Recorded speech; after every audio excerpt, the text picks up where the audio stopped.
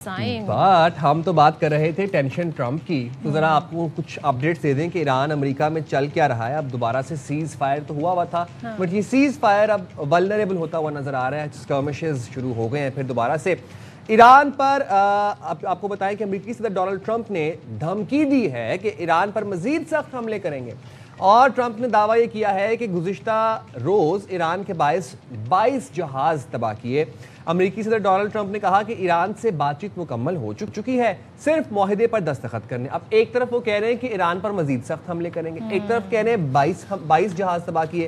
اب پھر وہ کہتے ہیں کہ بس معاہدے پہ دستخط ہونے، باقی بات چیت ساری ہو گئی ہے. اچھا، وہ یہ بھی کہہ رہے ہیں کہ پاکستان کی درخواست پر ہم نے جناب وقفہ دیا تھا.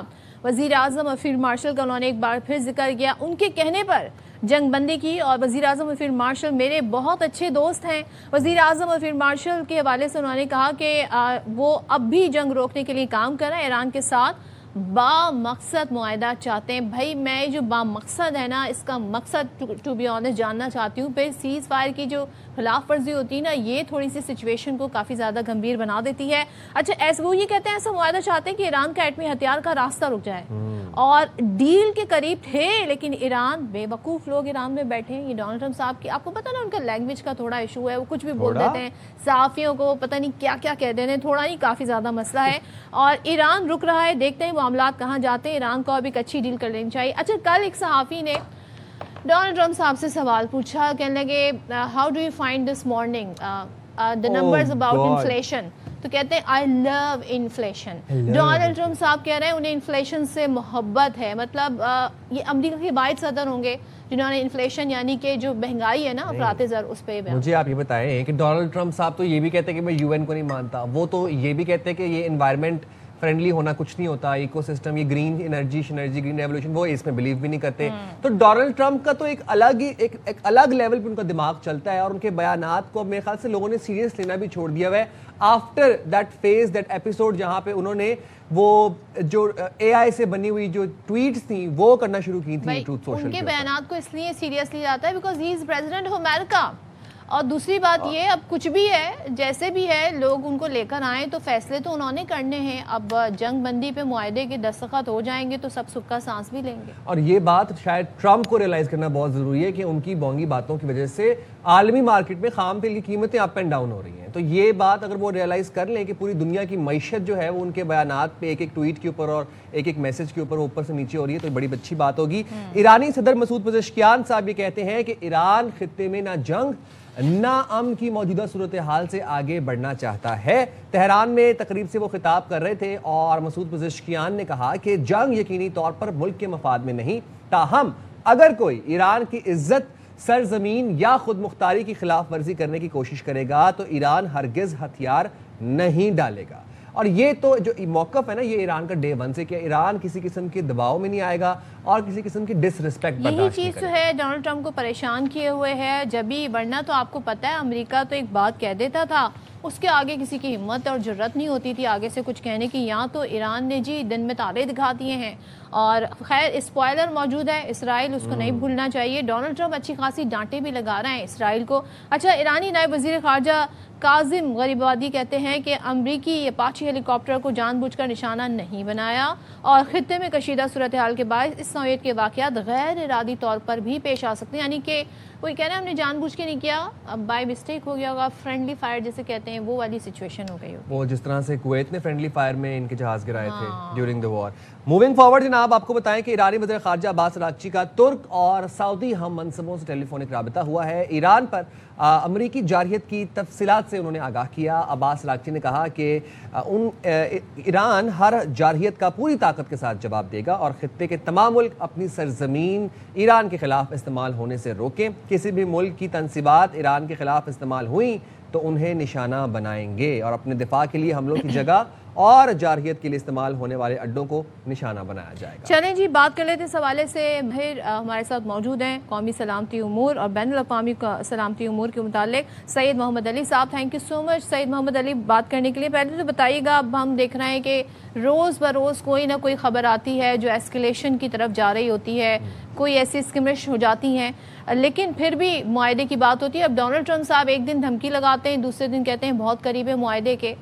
यहाँ पर किसकी क्या जिम्मेदारी बनती है? दोनों फरीक की मैं बात करूँ, अमेरिका और ईरान की, किस पे ज़्यादा जिम्मेदारी आयद होती है इस मुआहदे को हतमी अंजाम तक पहुँचाने में? बहुत बहुत शुक्रिया सदफ। देखें, जिम्मेदारी तो हकीकत पसंदाना अंदाज में दोनों पे आयत होती है, लेकिन इस वक्त हो क्या रहा है मैं इसको मुख्तसरन एक्सप्लेन करने की कोशिश करता हूँ। देखें, बुनियादी तौर पे सदर ट्रंप जो हैं वो एक बड़े कोहना मश्क और टफ एक बिजनेस टाइकून हैं, और उनकी जो हिकमत अमली रही है अपनी ज़िंदगी में वो ये रही है कि वो मुखालिफ को दबाते हैं, दबाव में डालते हैं, उसको नुकसानात का इंदिया देते हैं और उसको अपनी टर्म्स पर मजबूर करने की कोशिश करते हैं। अब यही जो उनका अंदाज़े स्टेट क्राफ्ट या पॉलिसी है, जब वो अमेरिका के सदर के तौर पे इस तरह बिहेव करते हैं तो पूरी दुनिया के जो ममालिक हैं ना जनाब, वो दो तरह का उनको रिएक्शन फेस करने को मिलता है।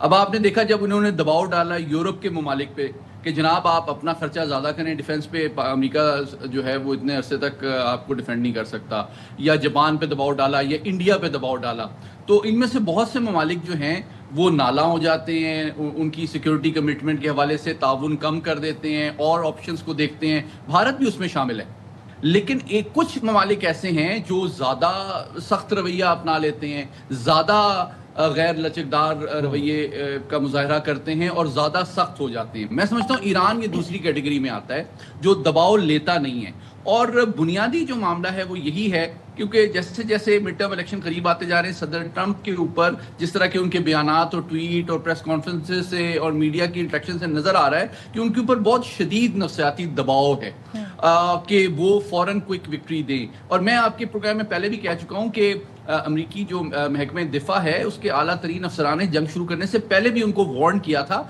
कि ईरान के खिलाफ quick clean decisive victory possible नहीं है, तो ईरान को कोई जल्दी भी नहीं है। तो जैसे जैसे चूंकि ईरान जो है इस प्रोसेस को स्लो भी कर रहा है, उसकी सिफारती हिकमत अमली ये है कि इस चीज़ को ज़्यादा फैला दिया जाए ताकि उसमें आपने हरमस का मामला भी हो, लबनान का मामला भी हो, इक्तिसादी पाबंदियों का मामला भी हो, जबकि सदर ट्रंप चाहते हैं कि जी उनके एटमी प्रोग्राम को ख़त्म भी कर दिया जाए और वो यूरेनियम को एक डब्बे में दिखा के दुनिया की मीडिया के सामने दिखा सकें कि जी मैंने यूरेनियम ले लिया है।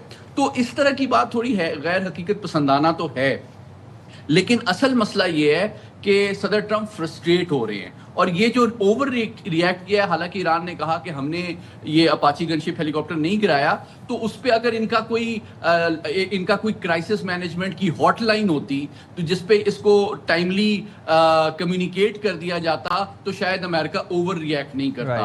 तो यूं भी नजर आ रहा है कि क्राइसिस मैनेजमेंट के निज़ाम का भी फुकदान है इतनी हसास मामलात में, और ओवर रिएक्शन भी होता है। और फिर जब सदर ट्रंप दबाव ज़्यादा डालते हैं या जहरियत करते हैं तो वो ईरान के अंदर जो इस वक्त ज़्यादा असर व रसूख रखने वाले अनासिर हैं, खुसूसन पासदारान इनकलाब, उनका रवैया मजीद सख्त और गैर लचकदार हो जाता है, जिसकी वजह से मुज़ाहरात में प्रॉब्लम होती है। पाकिस्तान ये बात अलबत्ता बिल्कुल ठीक है कि फील्ड मार्शल साहब जितनी कोशिश कर रहे हैं, पाकिस्तान जितनी कोशिश कर रहा है इस अमन को देरपा बनाने के लिए, ये बहुत ज़रूरी है कि जो ईरान है वो भी थोड़ी लचक का मुजाहरा करे, लेकिन सदर ट्रंप भी जो है वो जारहाना रवैये को थोड़ी देर बारह ताक रखें और साथ ही साथ थोड़ी सी ईरान को इंसेंटिव और फेस सेविंग भी दें ताकि दोनों मुल्क जो है एक विन विन सोल्यूशन के तौर पे आगे बढ़े। अगर ईरान ये चाहेगा कि वो अमेरिका को ह्यूमिलिएट करे और अमेरिका ये चाहेगा कि वो ईरान को ह्यूमिलिएट करे और उसको विक्ट्री के तौर पे डिक्लेयर करे, तो फिर ये बहुत मुश्किल। और यहाँ पर देन अगेन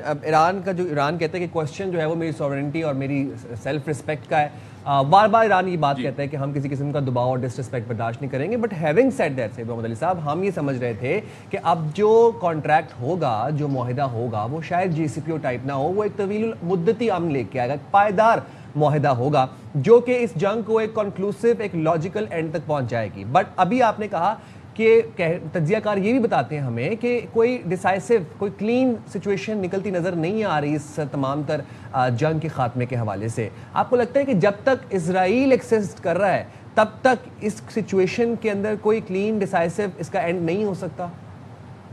بہت اہم سوال کیا آپ نے. دیکھیں جی اس میں کوئی شک نہیں ہے کہ پوری دنیا میں صرف ایک ملک اور شاید ایک شخصیت ہے جو پوری کوشش کر رہی ہے دنیا کو اس جنگ سے اور اس کے نقصانات سے بچانے کے لیے, وہ فیلڈ مارشل عاصم ہیں. جبکہ دوسری جانب ایک شخصیت ایسی ہے جو اس امن کے منصوبے اور ڈپلومیسی کو ناکام بنانے کے لیے روزانہ بارودی سلنگیں لگا رہے ہیں مختلف انداز میں, وہ نتنیاہو صاحب ہیں. تو بنیادی طور پہ صدر ٹرمپ پہ تین طرح کا دباؤ ہے. ایک تو وہ ان کو امید ہے کہ فیلڈ مارشل عاصم جو ہیں ان کی سفارتکاری کے نتیجے میں دیر پا امن وہ قائم کرنا چاہتے ہیں, لیکن ایک جانب وہ بہت زیادہ غصے میں نتنیاہو سے بھی ہیں کیونکہ وہ اس پورے پروسیس کو ناکام بنانے کی کوشش کر رہے ہیں. دوسری جانب ایران بھی جو ہے وہ اپنی ڈیمانڈز اور اپنے مفادات کے لیے زیادہ میکسیملسٹ اپروچ رکھا ہوا ہے. وہ ایران کی حکمت عملی یہ ہے کہ وہ ایٹمی پروگرام سے توجہ ہٹا کے آبنائے ہرمز, لبنان, معاشی معاملات کی طرف اس کو بھی ایجنڈے پہ لائے. تو یہ معاملات جو ہے نا صدر ٹرمپ کو فرسٹریٹ کر رہے ہیں جیسے جیسے مڈ ٹرم الیکشن آتے جا رہے ہیں. تو میں یہ سمجھتا ہوں کہ صدر ٹرمپ کو بھی یہ مشورہ دینے کی ضرورت ہے کہ آپ دباؤ, دھمکی اور جارحیت کے علاوہ تھوڑا سا ریسٹرین شو کریں, کوئی انسینٹیو دیں ایران کو, مے بی اکنامک ریلیف یا اس طرح کی بات کریں تاکہ وہ بھی تھوڑی سی لچک دکھائیں ایٹمی معاملات پہ اور دیگر معاملات پہ. دونوں جانب سے جب تک لچک نہیں دکھائی جائے گی, صرف جارحیت اور الزام تراشی کا سلسلہ جاری رہے گا, تو امن کے دیرپا قیام میں مشکلات ہوں گی. لیکن میں یہ کہنا چاہتا ہوں اس میں کمپلیکس معاملات ہیں, لبنان کا معاملہ ہو, ایٹمی پروگرام کا معاملہ ہو, یہ ایک دن میں حل نہیں ہو سکتا. لیکن کم از کم نوشن آف کامیابی پاکستان کی یہ ہے کہ اس جنگ کو جتنا زیادہ روکا جائے اور سیز فائر کو جتنا دیر پا بنایا جائے, تو یہ بھی دنیا کی انرجی, آئل اور تجارت اور معاشی جو اس کے نقصانات ہیں اس کو بچانے کے لیے پاکستان کا بڑا ویلیبل اور کرٹیکل. اور جب آپ کو اس طرح کی سپیس اور ٹائم ملتا ہے تو آپ کو سوچنے کا بھی موقع ملتا ہے, اور ایک وار مائنڈ سیٹ ہوتا ہے اس سے نکلنے میں بھی آسانی ہوتی ہے. تو آئی ہوپ کچھ ریئلائزیشن امریکہ میں بھی ہوئی ہوگی, وہاں کے تھنک ٹینک بیٹھ کر یہ سوچ رہے ہوں گے. علی محمد صاحب, ایک میں چیز جاننا چاہتی ہوں, بار بار ڈونلڈ ٹرمپ صاحب جب بھی معاہدے کی بات کرتے ہیں ایک بات دہراتے ہیں, جی ایٹمی ہتھیار زیرو, انہوں نے کہا میرے زیرو ان کے پاس ہونے چاہیے, میں اس کے بالکل خلاف ہوں. مجھے یہ بتائیے, دوسری طرف ایران متعدد مرتبہ یقین دہانیاں کرا چکا ہے, اس کے باوجود اس بات پر اتنا زیادہ انسسٹ کرنے کا کیا مطلب ہے؟ اب ہم یہ تو نہیں کہہ سکتے کہ ڈونلڈ ٹرمپ صاحب بس ایک اسٹیٹمنٹ ہی دے رہے ہیں, ہی از اے پریزیڈنٹ آف امریکہ, تو کوئی تو اس کے پیچھے بات ہے جو وہ یہ بار بار دہرا رہے ہیں بات. کیا یہی اسٹیکنگ پوائنٹ ہے؟ صرف ایک بات ہے صدف, اس کے پیچھے صرف ایک معاملہ ہے. بدقسمتی سے ان کو احساس ہوا ہے کہ انہوں نے غلطی اس یہ کی ہے کہ پہلی پریزیڈنسی میں جو جے سی پی او ہے جو بڑا زبردست معاہدہ تھا اور اس میں 6 دنیا کے ممالک اور انٹرنیشنل اٹامک انرجی ایجنسی بھی اس میں شامل تھے, اس سے جب یہ یک طرفہ طور پہ نکلے ہیں تو اب ان کی مجبوری بن گئی ہے کہ اس سے زیادہ سخت اور اس سے زیادہ ڈیمانڈنگ ڈیل وہ ایران سے کریں جو وہ کرنے کے لیے تیار نہیں ہے.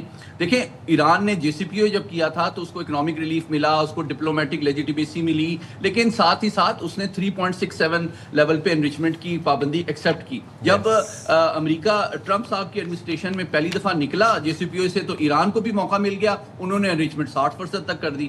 اب وہ چاہتے ہیں کہ وہ بتائیں کہ جی زیرو پہ لے آئیں. بھائی وہ اب مسئلہ یہ ہے کہ انہوں اب یہاں پہ اس موقع پہ ایران پہ دباؤ ڈال کے یا جارحیت کر کے وہ اگر چاہتے ہیں کہ جے سی پی او کے مقابلے میں زیادہ نقصان دہ ڈیل ایران 2 جنگیں سفر کرنے کے بعد ایکسیپٹ کر لے گا, تو یہ میں سمجھتا ہوں تھوڑی سی مشکل بات ہے. Rightly said, thank you very much Syed Muhammad Ali صاحب, آپ نے باخبر سویرا کے لیے وقت نکالا. اور بات اب یہ ہے کہ یہاں پر جو اب جہاں تک ہمیں تجزیہ کار بتا رہے ہیں اور جو ہم بھی انالائز کر پا رہے ہیں, یہ وار ریٹرک کی وجہ سے اب دوبارہ سے یہ اسکرمشز شروع ہو گئے. ڈونلڈ ٹرمپ نے ایک دن اپنی زبان کو لگام نہیں دیا, ایک دن, چاہے وہ سیز فائر ہو چاہے وہ سیز فائر نہ ہو, تھوڑا تو لچک دکھانی پڑے گی, تھوڑا تو آپ کو تحمل کا مظاہرہ کرنا پڑے گا. وی ڈونٹ وانٹ کہ یہ جنگ دوبارہ